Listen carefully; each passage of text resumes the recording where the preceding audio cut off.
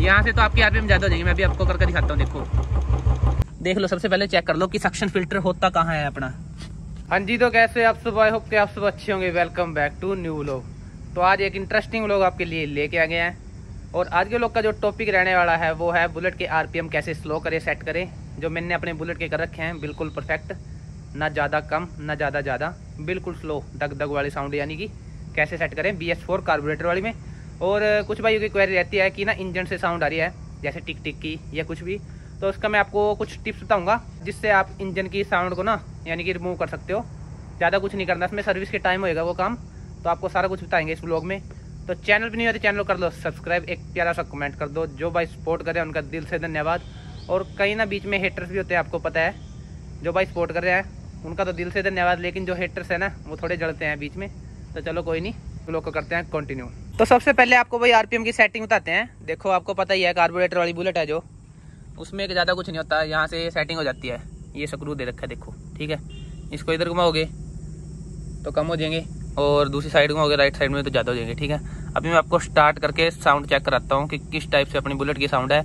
और ये साउंड आपने सेट करनी है ना, तो उसके लिए सबसे पहले बुलेट का इंजन थोड़ा गर्म होना चाहिए, यानी कि 5 से 7 किलोमीटर चला के बुलेट, उसके बाद सेट करना। अगर ठंडी है बुलेट और आप आरपीएम सेट करोगे यहाँ से तो सेट नहीं होंगे, क्योंकि ठंड के टाइम कुछ और आरपीएम होते हैं और जब बुलेट गर्म हो जाती है तो कुछ और आरपीएम होते हैं। तो इसलिए जब बुलेट गर्म हो जाती है ना तो उसके हिसाब से सेट करो, वो आपके परफेक्ट चलेंगे। जब बुलेट ठंडी होगी तब भी और जब बुलेट गर्म होगी तब भी, ठीक है। तो अभी पहले बुलेट को करते हैं स्टार्ट और चेक करते हैं आरपीएम किस टाइप से हैं अपनी बुलेट के। देखो बिल्कुल पहली किक में स्टार्ट होगी बिना ज़्यादा कुछ किए। और आरपीएम ज़्यादा कम नहीं कर रखे भाई, ये कर रखे हैं नॉर्मल से, ठीक है। यानी कि दग दग वाली साउंड भी आए और ज़्यादा कुछ सीन भी नहीं है आरपीएम का, स्लो है बिल्कुल, ठीक है। तो अभी आपको चेक कराते हैं और इंजन की साउंड भी चेक कर लो। देखो नाम आता है इंजन की साउंड, ये थोड़ी बहुत ही हल्की फुल्की रहती है भाई बुलेट 350 में, वो सबको पता ही है। तो आरपीएम का कुछ ऐसा सीन है भाई। देखो यहाँ से तो आपकी आरपीएम ज़्यादा हो जाएगी। मैं भी आपको करके दिखाता हूँ। देखो राइट साइड में घुमाओगे तो ज़्यादा हो जाएगी आरपीएम। देखो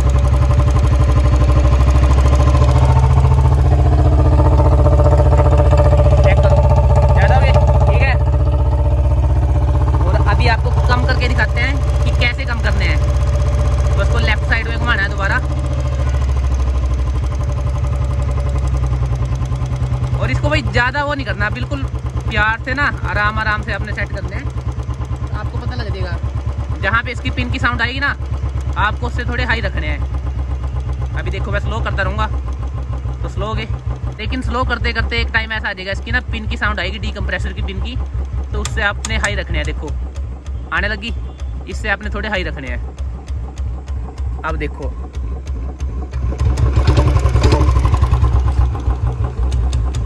थोड़े और कर लो,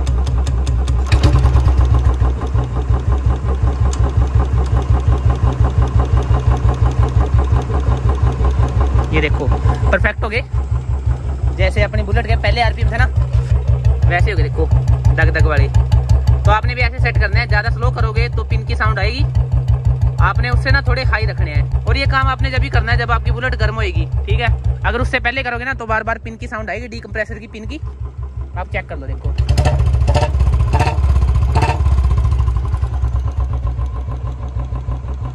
देखो सेट है बिल्कुल। थोड़े और कम करके देखते हैं।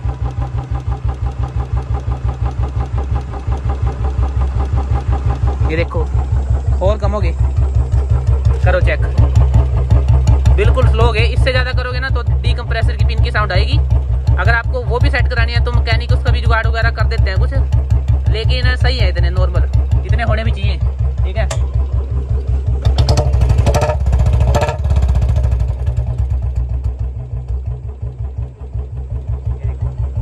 आ रही है फील दग दग वाली।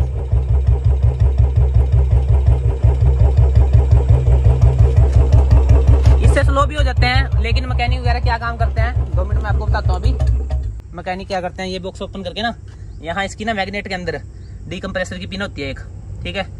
तो उसकी सेटिंग वगैरह कर देते हैं, जिससे क्या होगा आप स्लो भी करोगे ना तो डीकम्प्रेसर की पिन की टिक टिक की साउंड भी नहीं आएगी। जब जैसे अब आरपीएम स्लो चले गए थे ना ज़्यादा ही, टिक टिक की साउंड आ रही थी, तो वो साउंड भी नहीं आती, उससे आप स्लो भी कर सकते हो। लेकिन उसकी कोई जरूरत नहीं है भाई, क्योंकि अगर आप ज्यादा कम कर दोगे आरपीएम तो गर्म होने के बाद ना बुलेट बार बार बंद होगी, फिर आप बोलोगे कि बाजार में बंद होगी या कुछ भी।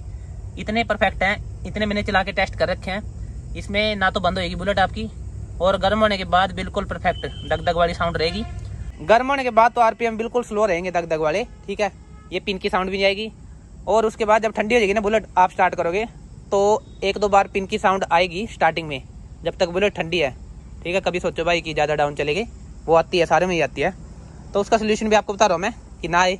आपने क्या करना है, बुलेट निकालोगे जब बाहर घर से, तो स्टार्ट करने से पहले ना क्लच प्रेस करके 5 से 7 किक फ्री मार लियो। जिससे क्या होएगा, आपकी क्लच प्लेट में और जो भी गरारी वगैरह है ना इंजन की, उनमें इंजन ऑयल की सप्लाई अच्छे से हो जाएगी। क्योंकि रात को खड़ी होती है बुलेट, तो इंजन ऑयल सारा नीचे जमा होता है इंजन में, ठीक है। और स्टार्ट करते हो तो एकदम से ऊपर जाएगा, तो उसको थोड़ा यानी टाइम लगता है जाने में, इसलिए वो ज़्यादा वो करती है थोड़ी साउंड वगैरह। तो उसका सोल्यूशन यही है, आपने 5-6 किक फ्री मारनी है क्लच प्रेस करके। और जो भाई कमेंट कर रहा था ना कि ना उसकी बुलेट यानी फर्स्ट गियर डालते ही झटका मारी है, तो झटके का यही रीज़न है भाई। जब भी बुलेट स्टार्ट करते हो तो 7 के 7 गियर ना डाले करो उसके। आपने क्या करना है, क्लच प्रेस करके ना 4-5 किक फ्री मार लो स्टार्ट करने से पहले, उसके बाद स्टार्ट करो और 1 से 2 मिनट स्टार्ट छोड़ दिया करो आइडियल आरपीएम पे, ठीक है। तो उससे झटका भी नहीं मारेगी, इंजन में ऑयल की सप्लाई अच्छे से हो जाएगी और इंजन की लाइफ भी बनी रहेगी, ठीक है। तो इतनी जल्दी ना किया करो भाई, 1-2 मिनट स्टार्ट छोड़ दिया करो। मैं ऐसे ही करता हूँ, जब भी मेरे को जाना है तो 1-2 मिनट पहले स्टार्ट करके छोड़ दूंगा, फिर लेके जाता हूँ बुलेट बाहर। और 1-2 भाइयों की और क्वेरी थी, वो कमेंट में साथ साथ मेंशन कर दूंगा, जो क्वेरी थी जिनकी, ठीक है। कि ना बुलेट से साउंड आ रही है टिक टिक की, और बुलेट सर्विस की भी हो गया है, और सेक्शन फिल्टर क्या होता है, क्या सीन होता है सेक्शन फिल्टर का, तो आपको सारा कुछ बताऊंगा भाई। अभी मैं देख लो, सबसे पहले चेक कर लो कि सक्शन फिल्टर होता कहाँ है अपना।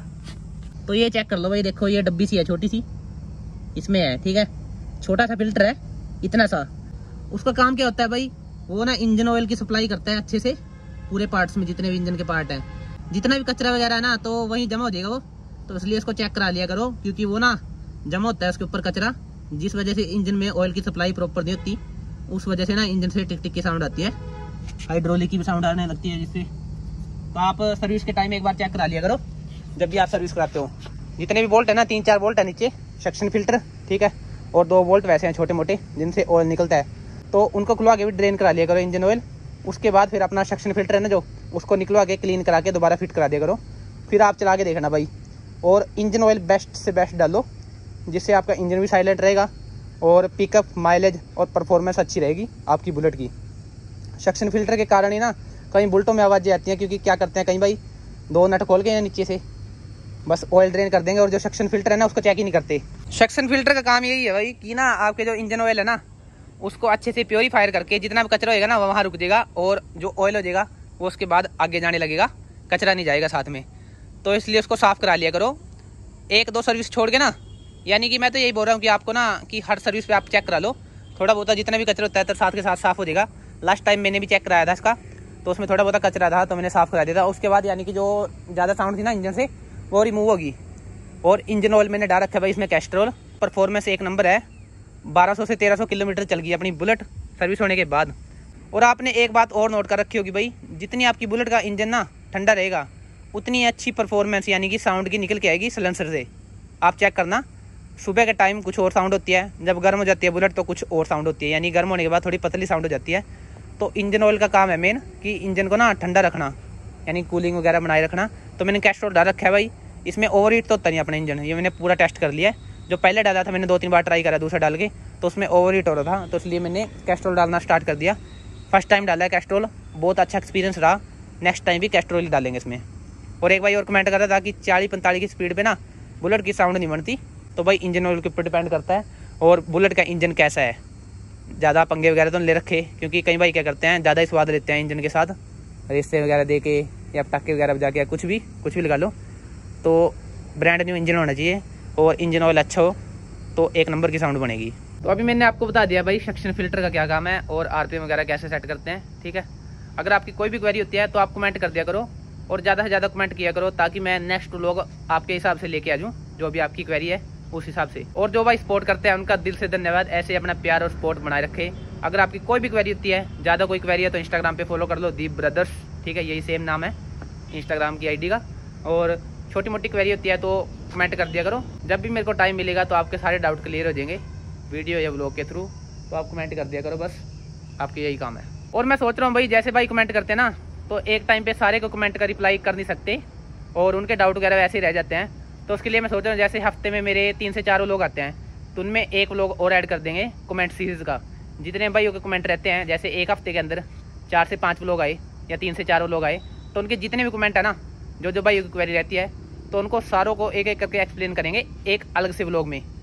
यानी कि कमेंट सीरीज़ हो जाएगा जिसमें आपके कमेंट का रिप्लाई होएगा और जो भी आपके डाउट रहते हैं तो उनको यानी कि वो करेंगे, अच्छे तरीके से एक्सप्लेन करेंगे कि कैसे क्या होता है कैसे नहीं। तो आप कमेंट करना, ये आइडिया आपको सही लगा तो ज़्यादा से ज़्यादा कमेंट कर दो। लोग अच्छे लगते हैं चैनल कर दो सब्सक्राइब, एक प्यारा सा कमेंट कर दो। जो भाई सपोर्ट कर रहे हैं उनका दिल से धन्यवाद। मिलते हैं किसी ऐसे इंटरेस्टिंग व्लॉग में। Take care, bye bye.